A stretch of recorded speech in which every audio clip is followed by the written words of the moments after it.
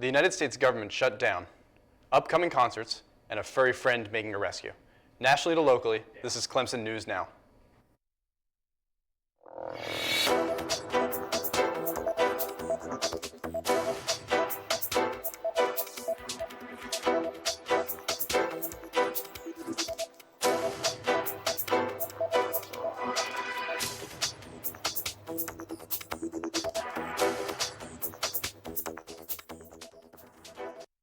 We begin tonight with a major story out of Washington, D.C. On Wednesday at 12:01 a.m., the United States federal government was effectively shut down. The shutdown stems from Republican and Democratic politicians unable to resolve a budget dispute.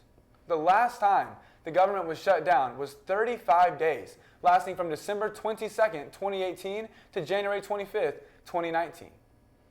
So, what does this mean? Not all aspects of the government have fully shut down, as essential services will continue. There are, however, effects on federal employees, public services, assistance programs, and the economy. As the shutdown continues, its impact on communities across the country will go clearer in the coming days. We'll keep you updated on new developments. On Friday, September 26th, a tragic accident occurred in Greenville County. A 4Runner that carried 5 individuals, students from Anderson University, collided with an 18-wheeler on White Horse Road in Greenville, South Carolina.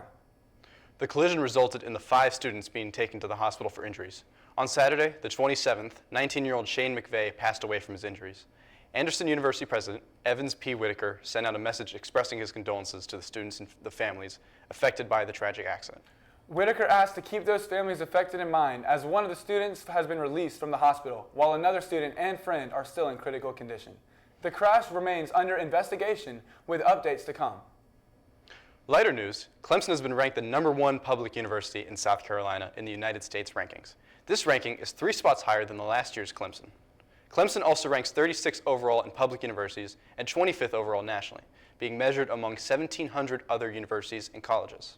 Clemson also received a few additional recognitions in the top 25, including number 4 in internships, number 14 in most innovative school, and even number 9 in first-year experience.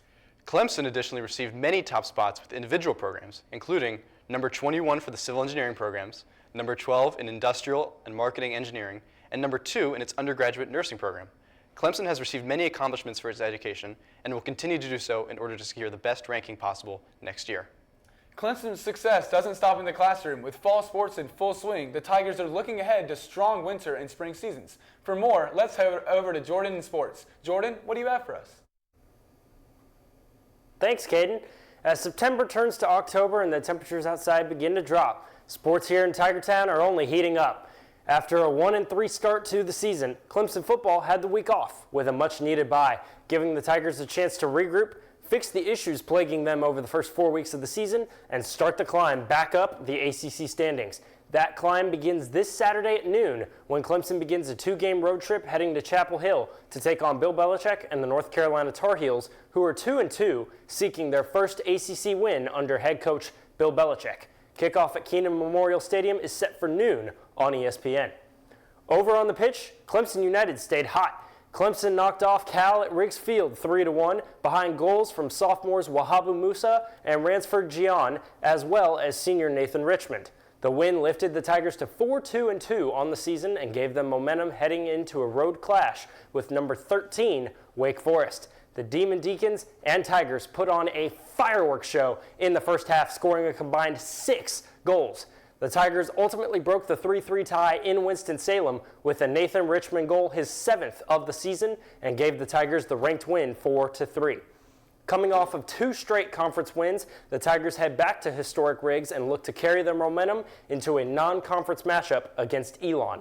Kickoff for that one is set for 7 p.m. on Saturday.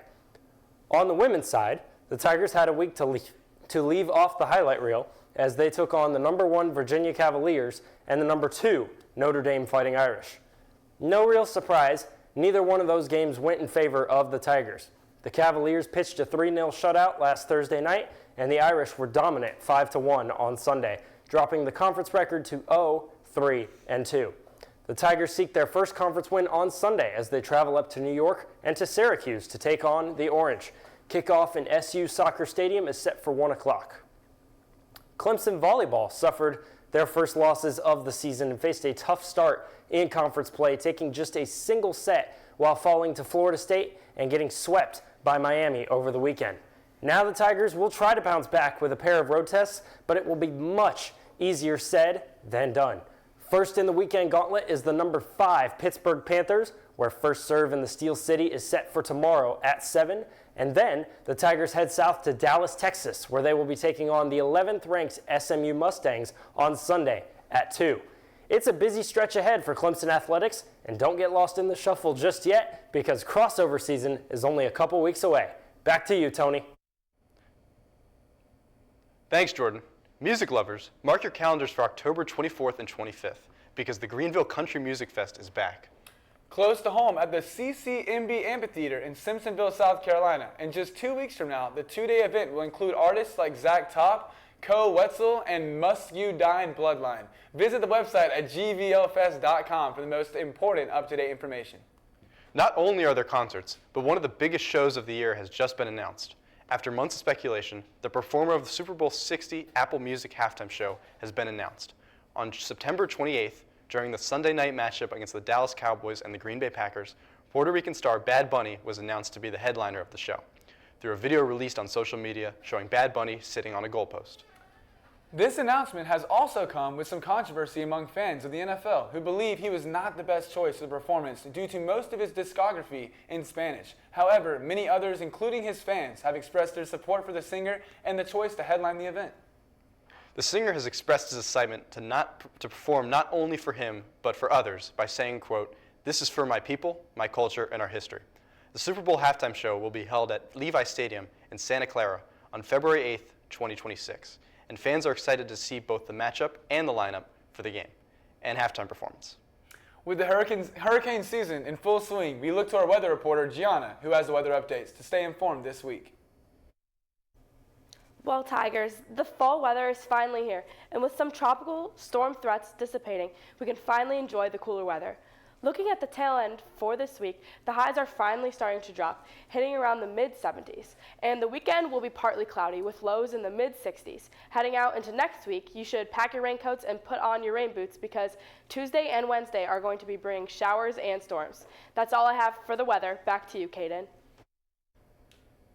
Thanks, Gianna. Our final story comes from Massachusetts, where an unlikely face made a big rescue. A missing man was found in Massachusetts by Cruiser, a golden retriever. Cruiser is a police dog for the Wrentham Police Department and has been a huge help in the Avon area.